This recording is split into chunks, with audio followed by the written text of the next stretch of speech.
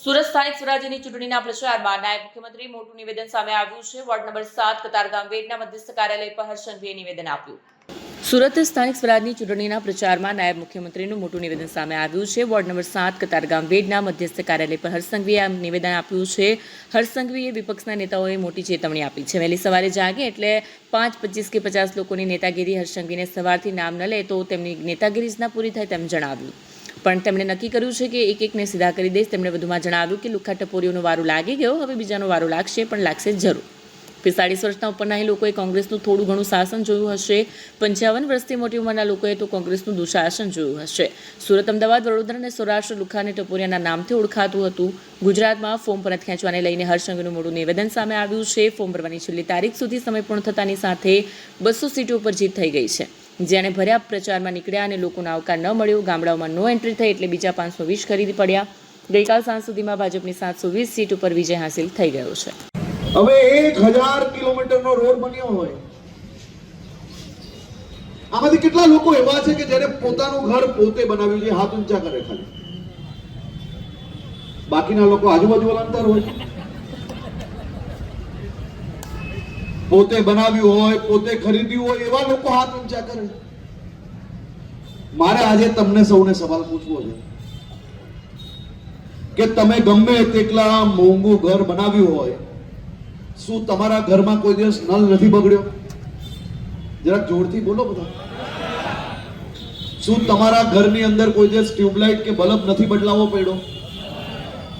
શું ભારે વરસાદ આવે તો તમારી અગાસીઓ ઉપર કોઈક વાર જામ થઈને પાણી નથી ભરાયું? શું તમારા ઘરનો કલર 2, 5, 7 વર્ષે નથી ઉતર્યો? તો તમે શું કરો છો? શું કરો છો? એટલે ભાઈ, કામ કરો ત્યાં રિપેરિંગ તો આવવાનું જ છે। તો આ સુરત મહાનગરપાલિકાનું કામ ખૂણે ખૂણે થતું હોય તો શું નાની મોટી તકલીફ કોઈ દિવસ ના પડે? ભાઈ, પડે કે ના પડે?